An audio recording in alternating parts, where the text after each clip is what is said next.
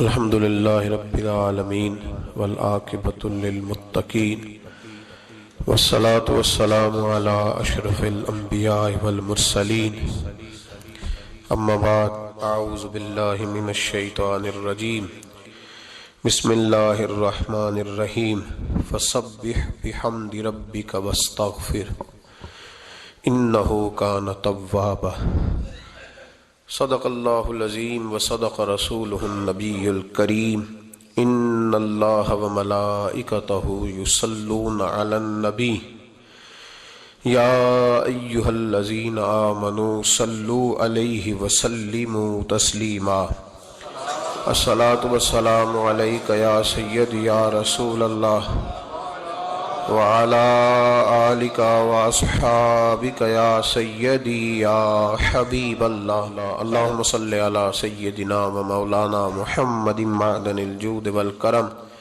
وعلى آله وأصحابه وبارك وسلم۔ تمام تعریفیں اللہ تعالی جل مجدہ الکریم کے لیے اور ہر قسم کے درود و سلام نبی رحمت سید عالم صلی اللہ علیہ وسلم کی ذات والا صفات کے لیے حمد و صلات کے بعد انسان کا سب سے زیادہ تعلق اس کے رب کریم کے ساتھ ہوتا ہے۔ اللہ تبارک و تعالیٰ کی طرف سے اسے نعمتیں ملتی ہیں، رب کریم کی طرف سے اس پر عطائیں ہوتی ہیں۔ اللہ کی طرف سے وہ آیا ہے اور واپس اللہ ہی کی طرف لوٹ جائے گا۔ ابتدا بھی مالک کریم کی ذات ہے اور انتہا بھی اسی رب کریم کی ذات ہے۔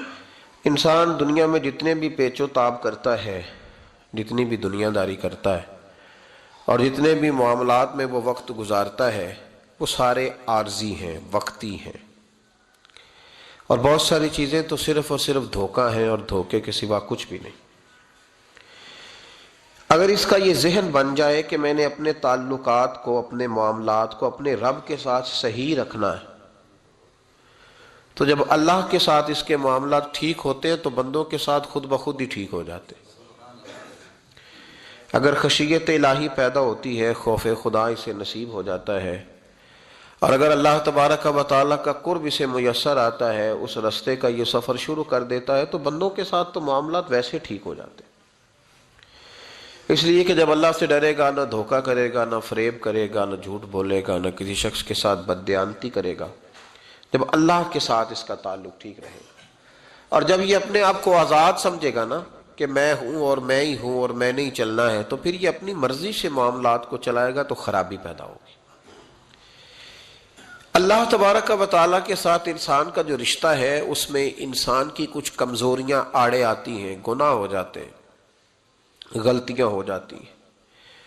ان غلطیوں کے بعد اپنے رب کریم کے ساتھ اپنے تعلق کو مضبوط کرنے کے لیے اللہ رسول نے جو ہمیں وظیفہ دیا اس کو استغفار کہتے ہیں۔ استغفار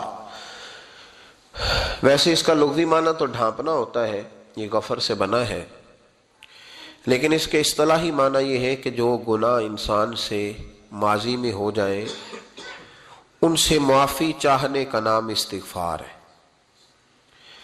کچھ لوگ توبہ اور استغفار کا لفظ اکٹھا بولتے ہیں، لیکن توبہ کا معنی ہوتا ہے آئندہ گناہ نہ کرنے کا وعدہ کرنا، اور استغفار کا معنی ہوتا ہے پچھلے گناہوں سے اللہ کے حضور معافی مانگنا۔ اگرچہ مفہوم کے لحاظ سے یہ ہم معنی ہی بنتے ہیں، لیکن ان کا جو اصطلاحی مفہوم ہے وہ یہ ہے کہ جب آپ پچھلے گناہوں سے معافی مانگ رہے ہوتے ہیں تو اس کو استغفار کہتے ہیں۔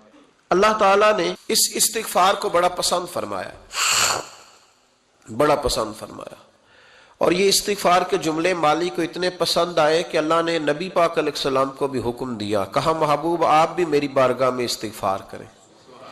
اگرچہ حضور کا استغفار اس معنی میں نہیں ہے، بلکہ نبی پاک کا استغفار تو بلندی درجات کا معاملہ ہے، چونکہ استغفار خود ایک عبادت ہے، تو یہ عبادت کرنے کا اللہ نے اپنے محبوب کو بھی ارشاد فرمایا۔ جب فتح مکہ ہوئی تو فرمایا اذا جاء نصر اللہ والفتح، جب اللہ کی مدد آئی تو پھر فتح نصیب ہوئی، وَرَأَيْتَ النَّاسَ يَدْخُلُونَ فِي دِينِ اللَّهِ أَفْوَاجًا، تو پھر آپ دیکھیں گے لوگوں کو، لوگ فوجوں کی فوجیں دین میں داخل ہو رہے۔ لوگ پہلے ایک ایک دو دو کر کے آیا کرتے تھے، تو اب فوجوں کی فوجیں آ رہی ہیں، تو یا اللہ ہم کیا کریں؟ تو رب کریم نے فرمایا محبوب فسبح بحمد ربک واستغفر، اپنے رب کے لیے حمد کرو، تسبیح پڑھو اور استغفار کرو۔ کیا کرو؟ استغفار، معافی مانگو، اس کے حضور آہذاری کرو، استغفار کرو۔ معنی یہ ہوا کہ جب تو غلطی ہو جائے پھر بھی استغفار کرو، جب اللہ زیادہ نعمتیں دے پھر بھی استغفار کرو۔ ہمارے ہاں یہ ہوتا ہے کہ جب تو کوئی نقصان ہوتا ہے تو وہ اللہ کی طرف سے ہوتا ہے، نقصان ہو جائے تو کہتے ہیں اللہ کی مرضی تھی، اور فائدہ ہو جائے تو کہتے ہیں میں نے محنت ہی بڑی کی تھی، میری جدوجہد بڑی تھی۔ ایک بچہ ایک دفعہ میرے پاس کہیں انٹرویو کے لیے جا رہا تھا تو دعا کرانے آیا، کہنے لگا میں نے وہاں جانا ہے، دعا کیجئے گا اللہ تعالیٰ کامیابی دے۔ میں نے دعا کی، کچھ اس کو پڑھنے کو بتایا لیکن کامیاب نہ ہو سکا، لوٹ آیا۔ تو میں نے پوچھا کہ کیا بنا؟ کہنے لگا حضرت صاحب بس اللہ کی مرضی تھی، اللہ کی مرضی تھی۔ پھر ایک دفعہ گیا تو نہ اللہ کی مرضی تھی، تیسری دفعہ گیا کامیاب ہو گیا۔ تو بھئی اب کیا بنا؟ کہنے لگا جی جب میں داخل ہوا تو اس نے جاتے ہی مجھ سے پوچھا سب سے پہلا سوال یہ کہ تمہیں جنرل نالج کی بھی کچھ معلومات ہے یا شعبے کے آدمی ہو؟ تو میں نے کہا جناب پوچھئے۔ تو انہوں نے پاکستان کا حدود اربہ پوچھا تو میں نے فٹافٹ بتا دیا۔ پھر انہوں نے مجھ سے پوچھا کہ یہ جو مینار پاکستان ہے اس کی تجویز کس شخص نے دی تھی؟ تو میں نے فٹافٹ اس کا بھی نام بتا دیا۔ پھر شارٹ ہینڈ کے ایک دو سوالات اس نے کیے تو وہ بھی میں نے بتا دیے، تو الحمدللہ کامیاب ہو گیا۔ میں نے کہا بیٹے جب تو ناکام ہوا تھا تو اللہ کی مرضی تھی، اور کامیاب ہوا ہے تو میں لگا دیے، اب اللہ کی مرضی کدھر گئی؟ یہ اتنا بڑا نقص ہے انسانی فطرت کا، اتنی بڑی کمزوری ہے کہ معاذ اللہ تعالی ہم کمزوریاں قدرت کے کھاتے میں ڈال دیتے ہیں، اور ناکامیاں قدرت کے کھاتے میں اور کامیابیاں کیا تماشا۔ حالانکہ ہونا یہ چاہیے تھا کہ جہاں انسان کمزور پڑے تو کہے میری غلطی تھی، میری غلطی تھی۔ صوفیاء یہ سبق دیتے ہیں، اللہ کے بندے یہ پیغام دیتے ہیں کہ جب تو کہیں ناکام ہو جائے تو سمجھ جائے تیری، اور جب تو کامیاب ہو جائے تو سمجھ لے اللہ راضی ہو گیا تھا، اللہ نے رحمت کر دی، اس نے فضل کیا۔ تو یاد رکھیں استغفار، کئی چیزوں پہ استغفار ہوتا ہے، کئی چیزوں پہ، اور استغفار کا نفع ملتا ہے۔ کیا نفع ملتا ہے؟ وہ سورہ نوح کی آیت نمبر 10، 11 اور 12 میں اللہ نے بیان فرمایا کہ استغفار صرف گناہ سے معافی چاہنے کا نام نہیں بلکہ استغفار کا تمہیں فائدہ ملے گا۔ کیا؟ رب فرماتے ہیں فَقُلْتُ اسْتَغْفِرُوا رَبَّكُمْ۔ جب حضرت نوح کی قوم قحط کا شکار ہو گئی، آزمائشیں آ گئیں، تو آ کے حضرت نوح سے کہنے لگے اب ہم کیا کریں؟ تو کیا کہا حضرت نوح نے؟ فرمایا فَقُلْتُ اسْتَغْفِرُوا رَبَّكُمْ، آپ نے فرمایا اپنے رب سے استغفار کرو، اپنے رب سے۔ انہوں نے قحط کی بات کی، انہوں نے کہا کہ کھیتیاں اجڑ گئی ہیں، بارش نہیں ہو رہی، قحط کی بات کی۔ آپ نے کیا کہا؟ استغفار کرو، کیوں کہ انہو کان غفارا، بے شک اللہ بڑا ہی بخشنے والا۔ وہ کیا کرے گا؟ یرسل السماء علیکم مدرارا، وہ تم پر موسلا دار بارش برسائے گا۔ جب تم استغفار کرو گے تو اللہ موسلا دار بارش برسائے گا، وَيُمْدِدْكُمْ، اور وہ تمہاری مدد کرے گا۔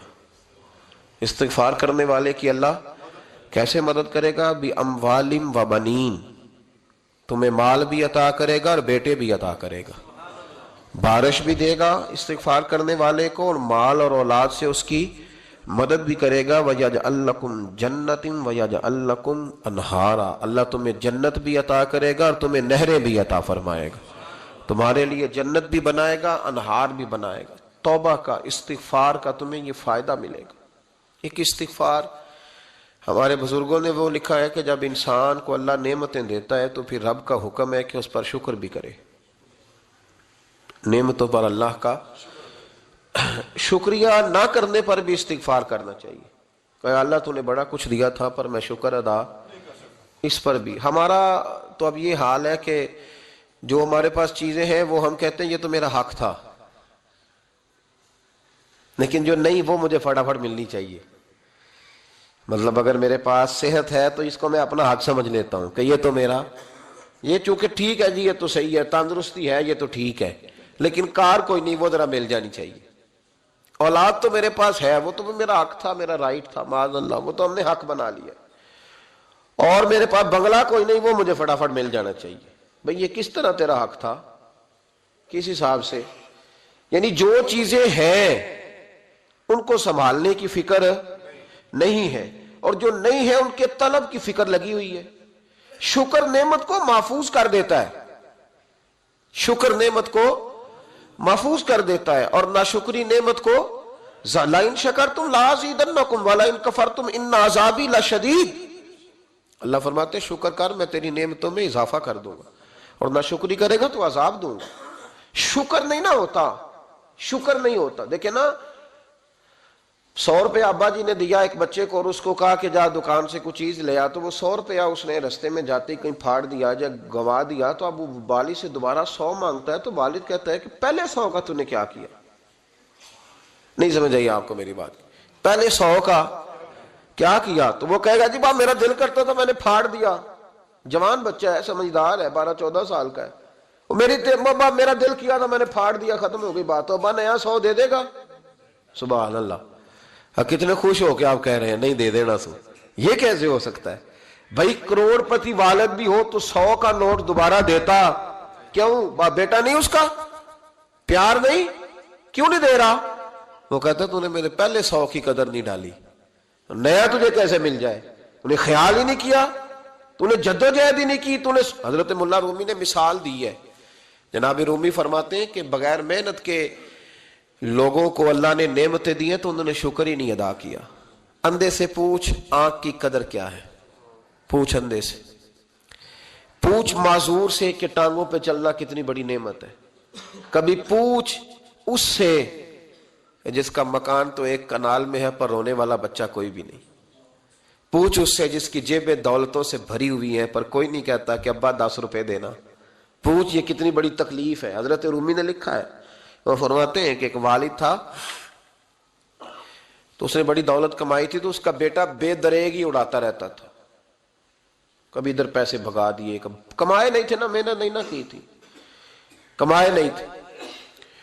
والد بڑا سمجھاتا تھا پر سمجھ نہیں آتی تھی۔ ایک دن اس کے ابا کے ذہن میں ایک بات آئی، وہ کہنے لگا بیٹے یار میں کنگال ہو گیا ہوں، اچانک حالات خراب ہو گئے، ایک آنا مجھے چاہیے، دوائی خریدنی ہے، کہیں سے لے کے آؤ۔ اس نے کہا ابا مسئلہ ہی کوئی نہیں، یار ہی بڑے ہیں، بہت سارے لوگوں کے ساتھ رات میں جاتا ہوں روٹی کھانے ہوٹل میں، کئی ہیں جو میرا انتظار کر رہے ہوتے ہیں، فیس بک والے اور جناب وہ سیلفی والے، بڑے سارے ہیں جو کہتے ہیں تیرے بغیر گزارا ہی نہیں، بڑے ہیں جو روز سویرے اٹھ کے پہلے مجھے السلام علیکم کا میسج کرتے ہیں، پھر اس کے بعد کسی اور سے، بڑے ہیں کوئی مسئلہ ہی نہیں۔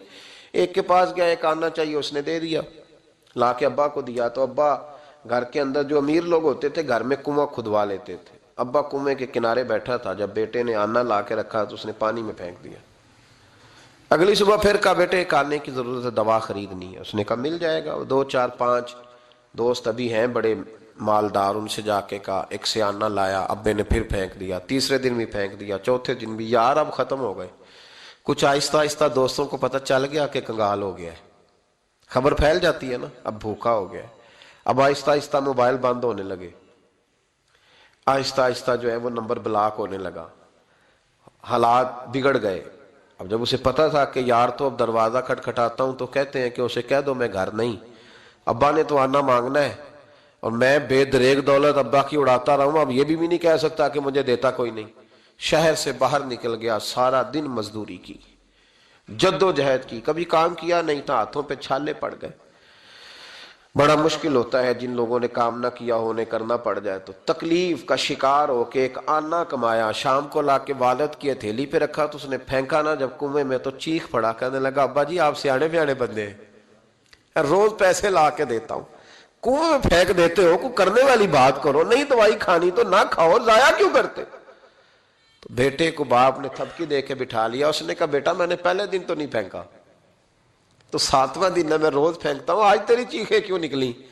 کہنے لگا ابا پہلے ادھار کے تھے آج مزدوری کے ہیں۔ نہیں سمجھ آئی بات؟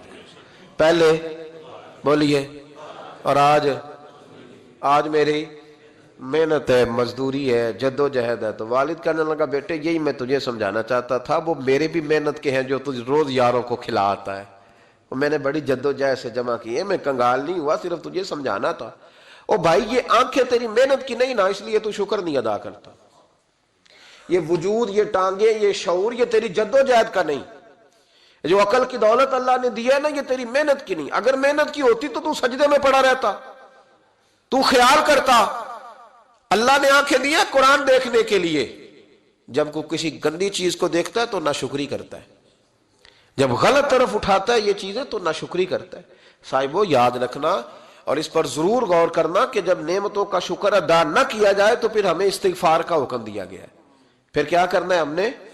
استغفار کہ یا اللہ ہم تیری نعمتوں کا شکر ادا نہیں کر سکے تو ہمیں معاف فرما دے، تو ہم سے درگزر فرما، معاف فرما۔ ایک استغفار اس بات کا ہے کہ دیکھیں نا، یہ رسول پاک علیہ السلام کا فرمان ہے، یہ حدیث امام رازی نے لکھی ہے، اور نبی پاک کی فرمان کے لحاظ سے جو چیز ہمارے سامنے آئے نا اس پر ہماری آنکھیں بھی کھل جانی چاہیے، دل بھی کھل جانا چاہیے کہ کوئی خاص ہی بات تھی جو حضور نے بیان فرمائی صلی اللہ علیہ وسلم۔ سرکار دو عالم علیہ السلام نے فرمایا ایک آدمی نے 500 سال بغیر ریاکاری کے اللہ کی عبادت کی۔ کتنے سال؟ 5 سال نہیں ہوتی بغیر ریاکاری کی۔ تہجد پڑھنے والا جب تک 6 لوگوں کو بتا نہ دے تہجد پڑھی ہے، اتنی دیر تو تہجد آگے بڑھتی نہیں، کم از کم 6 بندوں کو پتا ہونا چاہیے۔ اور میرے جیسے حاجی نمازیوں کا تو دل کرتا ہے کہ وظیفے پہ بندہ رکھا جائے جو تعریفیں کرے صبح و شام، حاجی صاحب کی کیا بات ہے، حضرت صاحب کی وظیفہ دیں گے اس کو مہینے کا، وہ تعریف کرے کھول کے کہ آپ کی بڑی بات۔ یہ مرض ہے، تعریف سننا نا یہ بیماری ہے، اس نے جھوٹ کو جنم دیا ہے، بہت بڑا مرض ہے۔ حضرت سعدی نے اس پر بہت بڑے مقالہ جات لکھے ہیں اور فرماتے ہیں یہ مرض کچھ لوگوں میں بہت زیادہ ہوتا ہے۔ ایک امیروں میں، امیر لوگ ناراض نہ ہو جائیں پر انہوں نے کہا ہے تو کوئی حکمت ہوگی نا، امیروں میں تعریف سننے کا مرض بہت زیادہ ہوتا ہے۔ فرماتے ہیں ایک بادشاہوں میں اور تیسرا عورتوں میں، ان میں یہ بیماری بہت زیادہ ہوتی ہے۔ کوئی تعریف نہ کرے تو خود اپنی کرنی شروع کر دیتے ہیں، خود ہی کہہ دیتے ہیں کہ کیا بات سی، میرے ابا جی تے وہ تے 100 حال چلدا سی تے 150 بندہ ٹکر کر، ابا جی دی چھڑ تو دس تیرے کنے چل دین، تیرے کو کنے بندے روٹی کھاندے، اپنی بات کرنا۔ اقبال کہتے تھے تو وہ آبا تمہارے ہی مگر تم کیا ہو، ہاتھ پہ ہاتھ درے منتظر فرداؤ، ابا جی کی دادا جی کے چھوڑ اپنی کر، ہمیں تو تیرا پتہ ہے تو اپنی بات کر، تیرے اندر بھی کوئی چیز ہے کہ نہیں۔ ابا دادا تو سب کے بڑے ہیں، حضرت آدم کی اولاد ہے تو حضرت آدم نبی تھے، تو باپ دادا تو سب کے بڑے بڑے ہی ہیں، بات یہ ہے کہ اپنی بات کرنی چاہیے نا۔ تو یہ بیماری ہے، یہ نقص ہے، 500 سال بغیر ریاکاری کی عبادت، اور بیان میرے نبی کریم علیہ السلام فرما رہے ہیں 5، بولیے، یہ بہت بڑا مسئلہ ہے، دکھاوا نہ ہو، ریاکاری نہ ہو۔ ہم مجالس میں جاتے ہیں نا جناب، محافل میں، تو لسٹ ملتی ہے، یہ چودھری صاحب نے صدارت ہے، انہوں نے خصوصی تعاون کیا ہے، تو یہ فلانے صاحب ہے تو ان کا بھی نام لینا ہے۔ تو میں کبھی کبھی کہہ دیتا ہوں کہ یار آپ نے تو کہا تھا یہ نبی پاک کی تعریف کی محفل ہے، اور یہاں آپ نے لسٹ لگا دی ہے پوری تعریف کرنے والوں کی۔ کچھ ضروری ہے کسی کا نام لینا اور اس کا جناب ذکر کرنا اور اشتہار پہ اس کی فوٹو آنا، یہ کچھ ضروری ہے؟ ویسے بھی کوئی اچھا لگتا ہے کہ نبی پاک کے نام کی محفل اور میں کہوں میں صدارت کر رہا ہوں؟ ڈرنا چاہیے نا مجھے اللہ تعالیٰ، حضور کی محفل اور میری صدارت، اس پر کبھی غور کریں۔ اگر کوئی راہ طریقت کا مسافر ہوگا تو تڑپ جائے گا کہ نبی پاک کے نام کی محفل اور سرپرستی ایک ایسے آدمی کی جس کو وضو تک نہیں کرنا آتا، چھ معنی دار ہے، وہ دھندا ہے معاذ اللہ تعالیٰ، جس کا جو دل کرے وہ کرتا جائے۔ 500 سال بغیر ریاکاری کی عبادت کی، 500 بڑا مشکل ہوتا ہے۔ حضور فرماتے ہیں یہی بندہ جب اللہ کے حضور کھڑا کیا جائے گا تو رب کریم اس سے کہے گا کہ چلو اس کو میرے فضل سے جنت میں لے جاؤ، تو عرض کرے گا مالک فضل تو ٹھیک ہے پر 500 سال لگائے ہیں میں نے، 5۔ وہ مولوی صاحب میری طرح کے بیچارے جو امام مسجد ہوتے ہیں نا تو وہ بھی کہتے ہیں جب میں آیا تھا تو 30 بچے تھے مسجد میں، اب 80 ہو گئے۔ اور بھائی یہ بندوں کو بتانے کی کیا ضرورت ہے، یہ تو اللہ کی رضا کے لیے ہے نا، تو چھوڑ اس میں اتنا تذکرہ کرنے کی کیا حاجت۔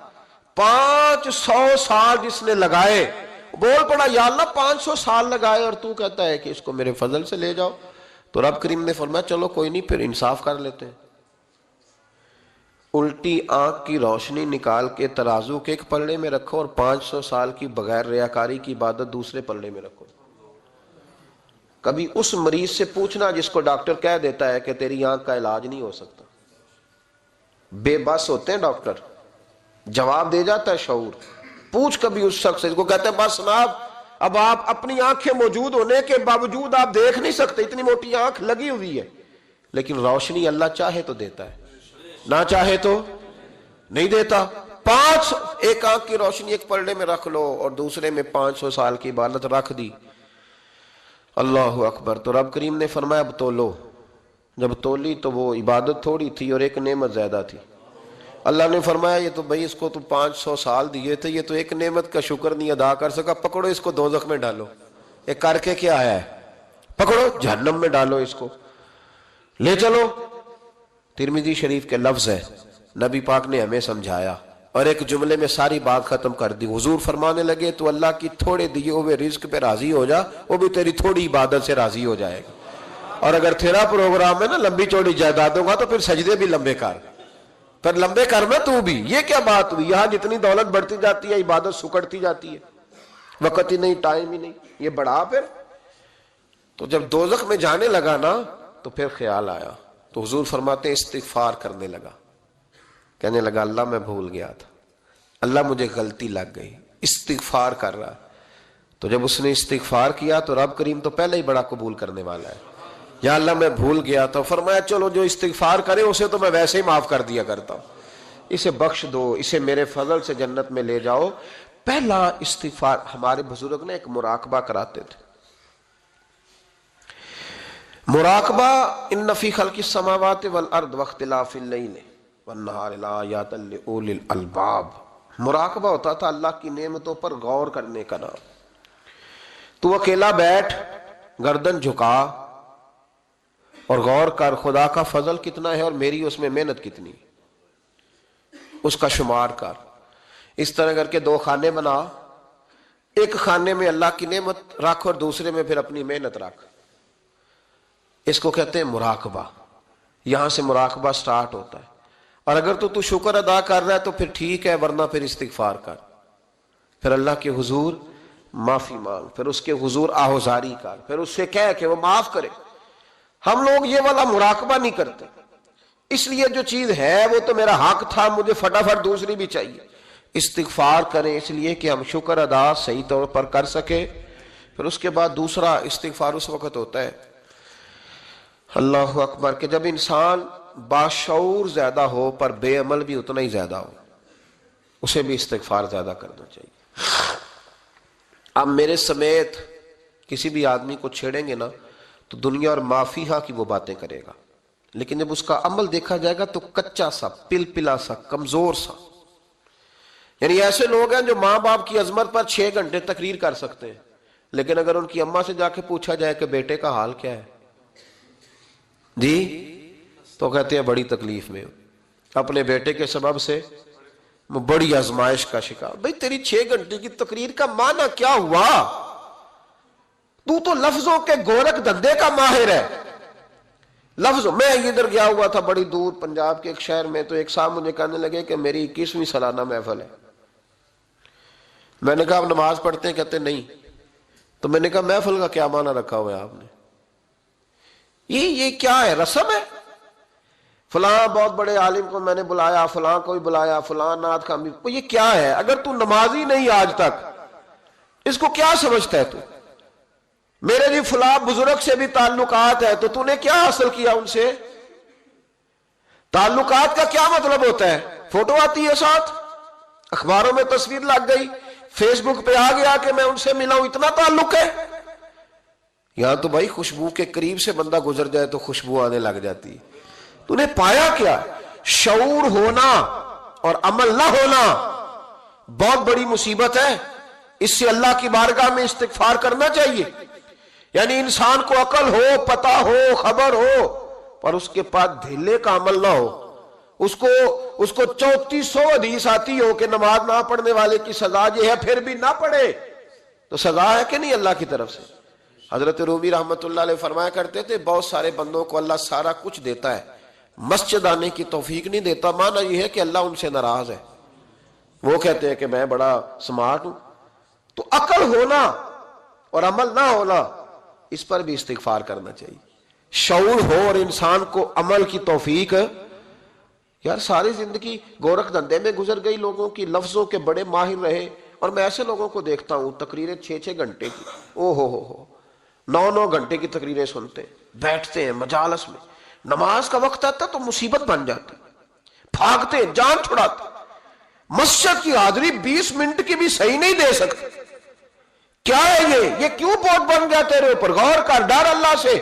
میرے نبی کریم علیہ وآلہ وسلم نے ارشاد فرمایا قیامت کے دن کچھ لوگ کنیوں کی بات سن کے جنت میں چلے جائیں گے.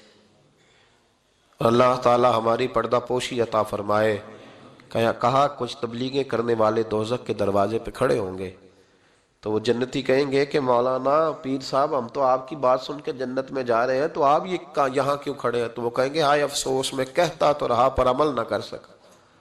میں عمل، اس سے مراد صرف ممبر پہ بیٹھنے والا مولوی نہیں، اس سے ہر وہ شخص مراد ہے جو نصیحتیں تو بڑی کرتا ہے لیکن خود عمل وہ بہت بڑا الفاظ کا ذخیرہ رکھتا ہے، پر عمل کے لیے 2 سجدے بھی صحیح طریقے سے دے سکتا. پھر وہ استغفار کرے، پھر وہ اللہ کی بارگاہ میں معافی مانگے، پھر وہ توبہ کرے. اس لیے کہ جو جتنا بڑا ہوتا تھا نا اس پہ خشیت بھی اتنی زیادہ طاری ہوتی، اس پر خشیت بھی اتنی جتنا. حضرت عمر فاروق رضی اللہ تعالیٰ عنہ کو زخم لگ گیا، شدید زخم لگا، آپ آ گئے، بڑی زیادہ خون بہ گیا ہے. بہت سارے صحابہ آپ کے گرد جمع ہو گئے، حضرت عبداللہ ابن مسعود بھی آ گئے. تو جناب عمر رونے لگ گئے. اب تو رونا آتا ہی نہیں لوگوں کو. حضرت محی الدین ابن عربی کہا کرتے تھے جس کو پورا ہفتہ ہو گیا نا وہ طریقت کا مسافر بھی. جاگ رہے ہیں آپ حضرات؟ کہتے تھے جس کو پورا ہفتہ ہو گیا نا طریقت کا مسافر بھی ہے پر اللہ رسول کی یاد میں رویا نہیں. فرماتے تھے مجھے تو اس کے ایمان پر شک ہونے لگ گیا کہ 8 دن ہو گئے اسے خیال ہی نہیں آیا. حضرت عمر میدان میں جس شخص کے کبھی پاؤں نہیں لڑکھڑائے، اللہ رسول کی بات آتی تھی تو دریا بہتے تھے آنسو. یہاں حال ہی کوئی نہیں، خشک خوش جملے اور جناب موٹے موٹے تراشے ہوئے فکرے اور لفظوں کی ہیرا پھیری، اس کے علاوہ کوئی چیز نظر ہی نہیں آتی. حضرت عمر رونے لگے، آخری وقت ہے، تڑپ رہے ہیں، آنسو بہ رہے. حضرت عبداللہ ابن مسعود آ گئے. انہوں نے کہا عمر تیری ہجرت بھی بڑی باکمال تھی، تیرا اسلام قبول کرنا بھی بڑا ہی باکمال تھا، حضور بھی تجھ سے ہمیشہ راضی رہے. عمر تو روتا کیوں ہے یار؟ بات تو یہ ہے کہ جب تو نے خلافت سنبھالی تو پھر تیرے طریقے بھی باکمال ہی تھے، اور جب تو میدان میں اترتا تھا پھر بھی تیرے معاملات باکمال تھے، اور جب تو مال غنیمت بانٹتا تھا پھر بھی تو باکمال. یار ہر موقع پہ تو باکمال تھا تو جاتے دفعہ روتا کیوں ہے؟ ان کا استغفار دیکھو، ان کی توبہ دیکھو. حضرت عمر پھر رو پڑے، کہنے لگے عبداللہ لوگوں کو میری نیکیوں کا پتہ ہے، گناہوں کا تو نہیں نا پتہ. وہ تو میں جانتا ہوں یا میرا مالک جانتا ہے نا. نیکیاں تو سب کے سامنے، پر من آنم کے من دانم جو اندر چھپے ہوئے گناہوں کے ڈھیر ہے وہ تو میں جانتا ہوں. کہا تو نے میرے کلمہ پڑھنے سے لے کر میری حکومت تک میری ساری نیکیاں گنوائی ہیں، اب دعا کر میرے لیے کہ رب میری نیکیاں اور بدیاں برابر برابر کر دے، مجھے درجہ نہیں چاہیے، بس اللہ مجھے معاف کر دے. درجوں کی ضرورت نہیں ہے. یہاں تو لوگ درجات لے کے بیٹھے. حافظ کہتا ہے کہ میں جتنے آیتیں ہوں گی اتنے میرے درجے بلند ہوں گے. پہلے درجوں والا کام تو کوئی کرنا. مولانا کہتے ہیں کہ نور کے ممبر پہ بیٹھوں گا. بھائی پہلے بتا نور کے ممبر کی طرف تیرا سفر بھی جاری ہے کہ نہیں؟ تاجر کہتا ہے کہ میں سخاوت کروں گا تو حضرت عثمان کے ساتھ جگہ ملے گی، پر حضرت عثمان کی سخاوت اور اپنی سخاوت کا فرق بھی دیکھ. مجاہد کہتا ہے کہ میں نبی پاک کے جہاد والے صحابہ کی پشت پہ رہوں گا تو پہلے اپنے کام تو دیکھ. اور جب ساری باتیں سمجھ میں نہ آئے تو پھر اللہ کی بارگاہ میں استغفار کر، پھر بیٹھ.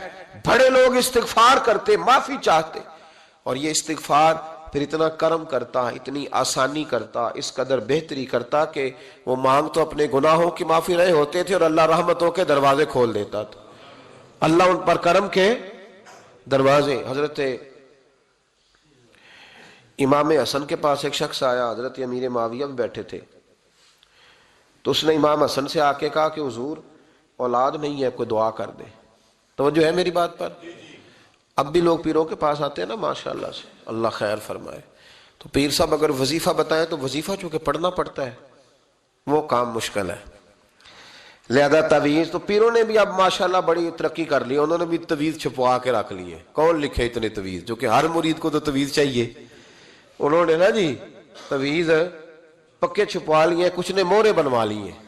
دیکھتا رہتا ہوں، میرا شعبہ ہے نا، میں دیکھتا رہتا ہوں کہ مور لگائی، اس کو باندھا، واللہ خیر کرے گا.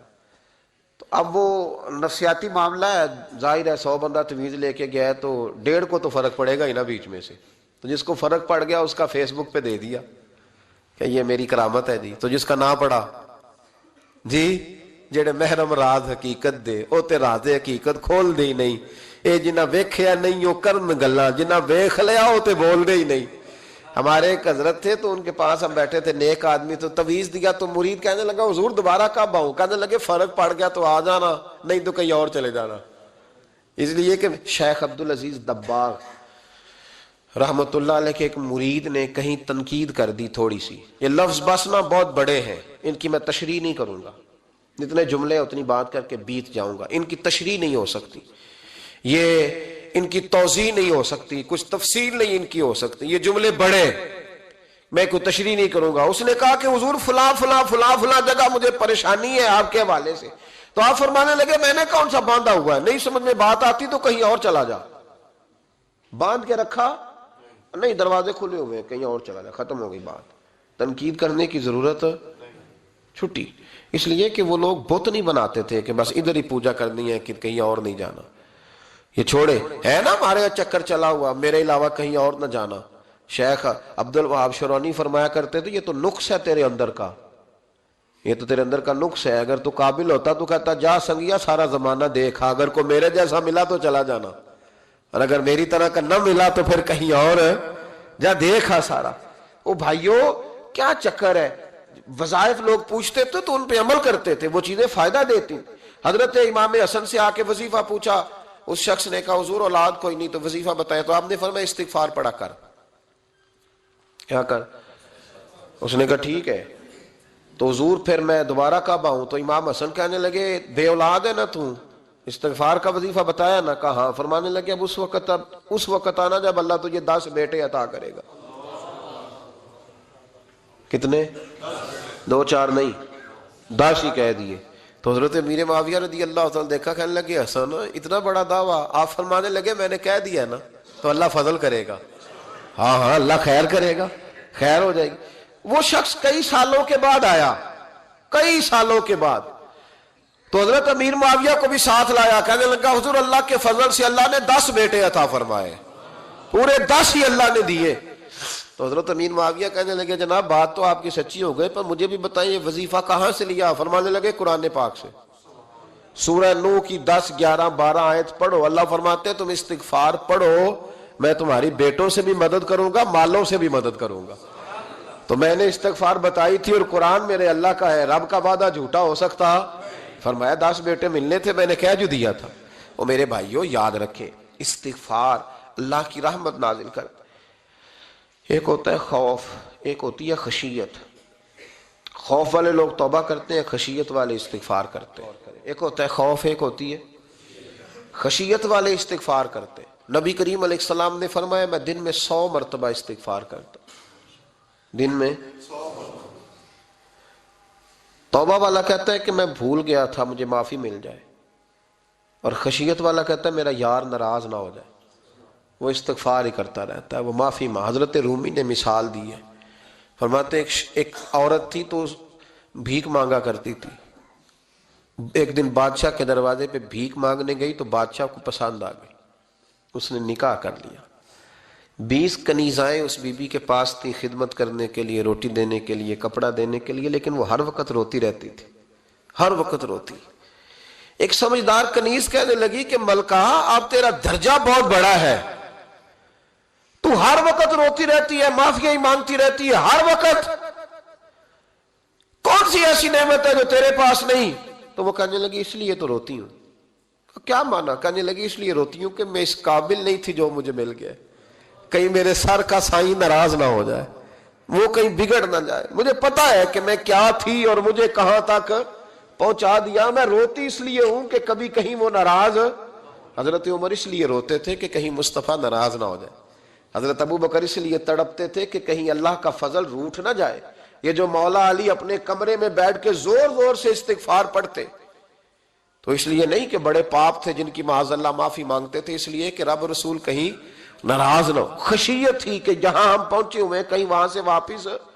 استغفار بندے کی اللہ سے صلح کرا دیتا ہے، بندے کی رب سے صلح ہو جاتی ہے جب استغفار. دیکھیں نا بڑی سادی سی بات ہے کہ دو بھائی ناراض ہوں تو بڑا کہتا ہے اس نے میری بے ادبی بڑی کی, تو چھوٹا اگر پاس آ جائے اور پیر پکڑ لے کہ چل یار معاف کر دے, تیرا بھائی نہیں. پتہ کیا ہوتا ہے, صرف معافی نہیں ملتی, ہاں صرف معافی نہیں. چھوٹے نے بے ادبی کر دی, بڑے کو تکلیف ہوئی, بات جب آگے بڑھی نا تو بڑے نے شکوہ کیا. جب لوگوں نے چھوٹے کو سمجھایا تو چھوٹا جب معافی مانگتا, ادھر دیکھو میری طرف, جب چھوٹا معافی مانگتا ہے نا اٹھ کے جاتا ہے اور بڑے کے پیر پکڑتا ہے تو نرا معاف نہیں کرتا, بڑا رو بھی پڑتا ہے, بڑا رو بھی پڑتا ہے. اور وہ کہتا ہے کہ وہ میں اور تم اماں کے پاس اکٹھے بیٹھتے, ایک باپ کی موٹر سائیکل پہ اکٹھے بیٹھتے, تو تیرا اور میرا رشتہ یار تو نے یہ کیوں, وہ جو آنسو نکلتے ہیں نا وہ درد ہوتا ہے, وہ کیف ہوتا ہے, وہ سوز ہوتا ہے, وہ لذت ہوتی ہے, وہ پیار ہوتا ہے. رب کہتا ہے تو معافی مانگ, انہو کان غفارا, تو معافی مانگ, میں تجھے معاف بھی کروں گا, تیرے اوپر رحمت بھی فرماؤں گا, تیرے اوپر کرم نوازی بھی کروں گا, تجھے نواز دوں گا, تجھے عطا کروں گا. حضرت موسیٰ کلیم اللہ علیہ السلام کا زمانہ مبارکہ تھا, قحط پڑ گیا, بارش نہیں ہوتی. ہم لوگ نا اب تو خیر ہمارے پاکستان میں تو ٹیبل ٹاک ہوتی ہے, ٹاک شو ہوتے ہیں, ہمارے ہاں تو پتہ کیا جاتا ہے کہ بارش ہو کیوں نہیں رہی, پھر اس پہ یہ ہوتا ہے کہ دھواں بڑا چڑھ گیا ہے, حالات بڑے خراب ہیں, فلاں ایسے ہو گیا, قحط کا. ہم تو اسباب تلاش کرتے رہتے ہیں نا جی, فوگ بہت زیادہ ہے, فلاں چیز ایسے ہے, فلاں چیز ایسے, ہم تو یہ تلاش کرتے رہتے ہیں. وہ لوگ یوں نہیں کرتے تھے, وہ سیدھے جا کے مصلوں پہ بیٹھتے تھے, اس لیے کہ وہ کہتے تھے جب رب چاہتا ہے تو پھر کوئی چیز کسی چیز کو روک سکتی, وہ سیدھے مصلے پہ بیٹھتے. اعلیٰ حضرت فاضل بریلوی رحمۃ اللہ علیہ کے پاس ایک مولانا محمد حسین آئے, وہ فلکیات کے بڑے ماہر تھے, تو اعلیٰ حضرت نے فرمایا ذرا ستاروں کا حساب لگا کے دکھاؤ بارش کب ہوگی. کہنے لگا پورا مہینہ تو نہیں ہوگی. تو اعلیٰ حضرت رحمۃ اللہ علیہ فرمانے لگے کہو کہ میرا علم کہتا ہے مہینہ نہیں ہوگی, اللہ چاہے تو ابھی ہو سکتی ہے. کہنے لگا جی وہ تو ٹھیک ہے پر میرا علم, وہ جیسے روز لوگوں نے پیر نیٹو حسین شاہ صاحب نہیں کھولے ہوتے کہ بارش کب آئے گی, اور اس کی طرف نہ دیکھ, مصلے پہ بیٹھ, مہربانی کر مصلے پہ بیٹھ, اللہ کی بارگاہ میں حاضر ہو, اس سے معافی مانگ, اسے منا تاکہ وہ رحمت کی بارش. کہنے لگا جی میرا علم کہتا ہے. تو اعلیٰ حضرت فرمانے لگے پھر وہی بات, تو کہہ اللہ چاہے تو بارش ابھی, لیکن یہ جو اڑ گئے ہیں نا بیچارے, یہ اڑ ہی گئے ہیں, یہ جہاں الجھ گئے ہیں وہاں یہ لوگ الجھ گئے, اللہ ہمیں الجھنے سے محفوظ فرمائے. تو اعلیٰ حضرت اٹھے تو فرمایا ٹائم کیا ہوا ہے گھڑی پہ. کہنے لگا جی 12. تو اعلیٰ حضرت نے گھڑی گھمائی, اب کیا بج گیا؟ کہنے لگا 4 بج گئے. فرمانے لگے بج گئے نا 4. کہنے لگا جی آپ نے گھڑی گھما جو دی ہے. فرمانے لگے اللہ بھی جب چاہے تو ستارے گھما دیتا ہے, اللہ بھی ستارے گھما دیتا ہے بارش. کہنے لگا جی وہ تو ٹھیک ہے پر مہینہ نہیں ہو سکتی. اڑا ہوا بندہ, اس کا کوئی علاج ہے جو اڑ جو جائے, اس کے لیے قرآن کہتا ہے وَإِذَا خَاطَبَهُمُ الْجَاهِلُونَ قَالُوا سَلَامًا, اسے سلوٹ کرو دور سے, اسے کہو تو جان اور تیرا. کہنے لگا جی ہو نہیں سکتی پورا مہینہ. فرمانے لگے یار تو جا اپنا کام کر. وہ شخص کہتا ہے میں نے دروازہ کھولا اعلیٰ حضرت کا, کمرے سے باہر نکلا تو تیز بارش ہو رہی. واپس آیا تو میں نے کہا احمد رضا یہ عقیدہ کہاں سے لیا ہے؟ فرمایا دروازہ مصطفیٰ سے لیا ہے صلی اللہ علیہ وسلم. تو یاد رکھیں کہ اللہ کو منانا چاہیے, استغفار کرنا چاہیے, اس کی برکات. حضرت موسیٰ ساری قوم کو لے کے نکل گئے. آؤ بھائی میدان میں اللہ کی بارگاہ میں استغفار کریں اور بارش کا سوال کریں, بارش مانگے. جب باہر نکلے دیر تک دعائیں ہوتی رہیں تو حضرت موسیٰ علیہ السلام کو رب کریم نے وحی فرمائی کہ موسیٰ آپ کی قوم میں نے ایک شخص ہے جس کو 40 سال ہو گئے نافرمانی کرتے, اس نے رب سے صلح نہیں کی. کتنے لوگ ہیں؟ ایک. اور 40 سال سے وہ نافرمان ہے, اس کو مجمع سے نکال دو بارش ہو جائے گی. اگر ایک گناہگار کی وجہ سے بارش رک جاتی ہے, اور جہاں دروازے کھلے ہوئے ہوں, جہاں تنہائیاں خوفناک ہوں, اور جہاں تباہی اتری ہوئی ہو, اور جہاں لوگ کروڑوں روپیہ مال ہڑپ کر گئے ہوں, اور جہاں علماء کو ہتھ کڑیاں لگا کے ٹھنڈی زمینوں پہ لٹا دیا جائے اور قوم کہہ رہی ہو اچھا ہوا اچھا ہوا, اور لوگ پھبتیاں اڑا رہے ہوں, مذاق کر رہے ہوں, تو پھر اس قوم پہ کس طرح کر کے فضل الہی، اور یہ مولوی کا معاملہ نہیں، یہ تو ممبر رسول کا معاملہ ہے۔ میرے مصطفیٰ نے یہ نہیں کہا پیر میرا وارث ہے، حضور نے فرمایا عالم میرے دین کے وارث ہے۔ ہاں حضور نے فرمایا جس نے عالم کے چہرے کا دیدار کیا سمجھے میں نے اپنے نبی کی زیارت کی ہے۔ لیکن یہاں تو خیر یہ عنوان نہیں، ورنہ میں اس پر جاتا۔ ہائے، تو کہا ایک بندہ ہے 40 سال سے اللہ کی نافرمانی کر رہا ہے، وہ اگر نکل جائے تو بارش ہو جائے گی۔ حضرت موسیٰ نے اعلان کر دیا بھی ایک شخص ہے،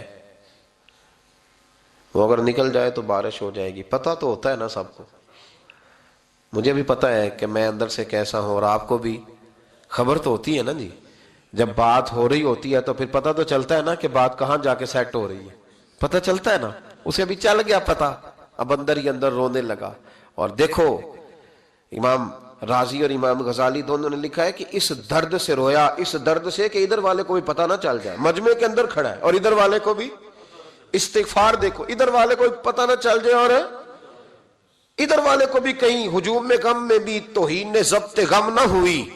ہم اس احتیاط سے روئے کہ آنکھ نم نہ ہوئی، ہجوم میں غم میں بھی توہین نے ضبط غم نہ ہوئی۔ ہم اس احتیاط سے روئے کہ آنکھ نم نہ ہوئی، روئے بھی پر کسی کو آنسو نہیں دیکھنے دیے۔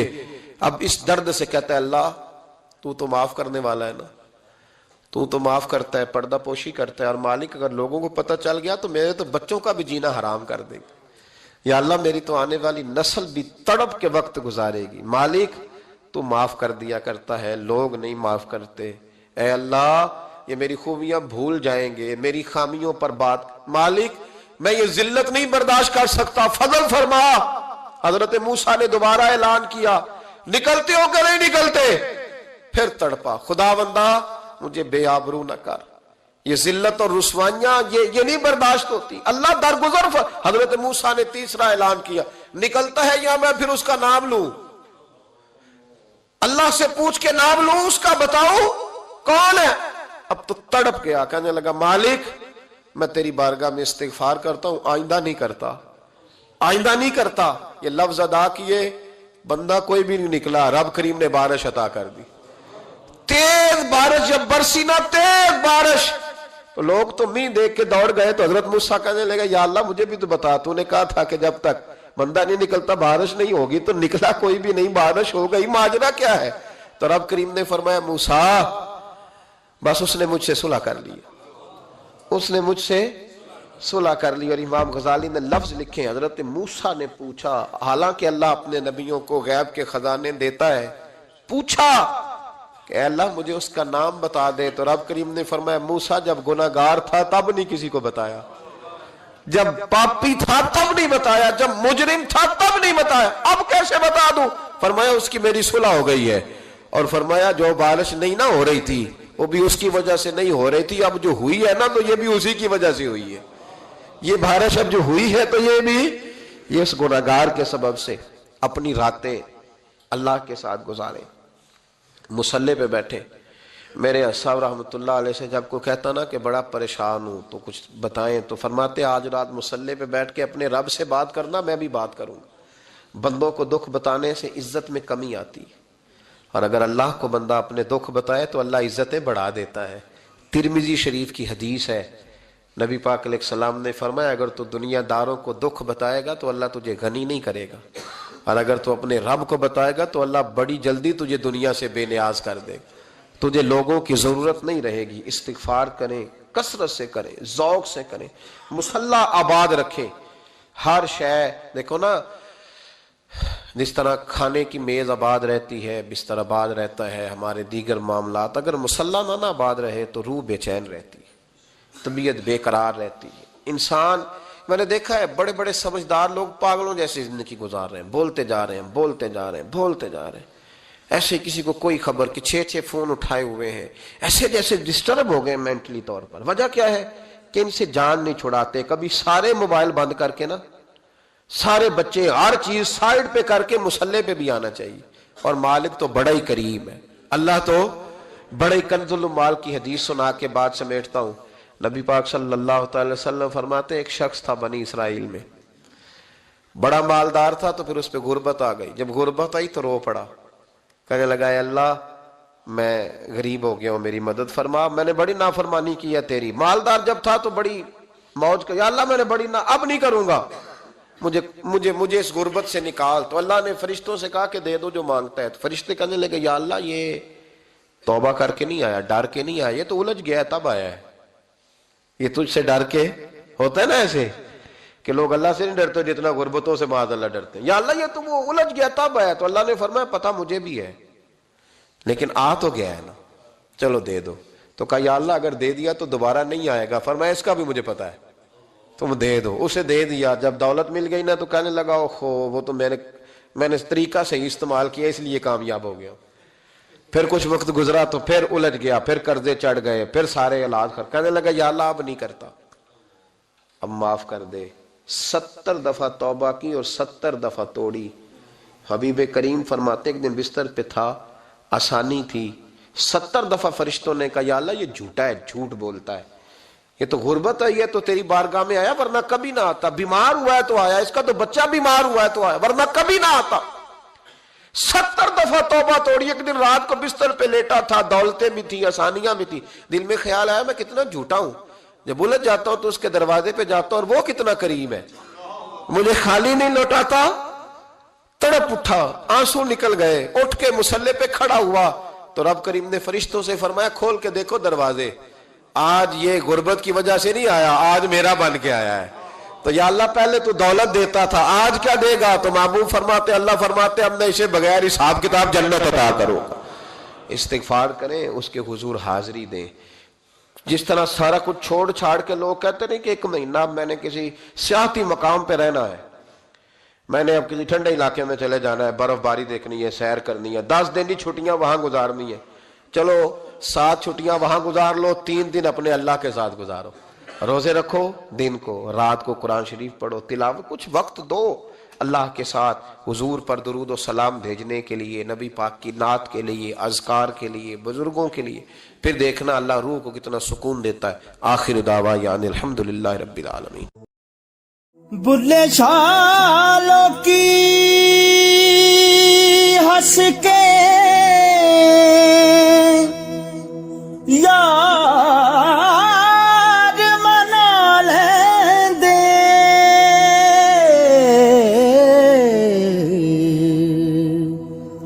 تے ساڈا رونا بھی نہ منظور ہویا, منظور ہویا.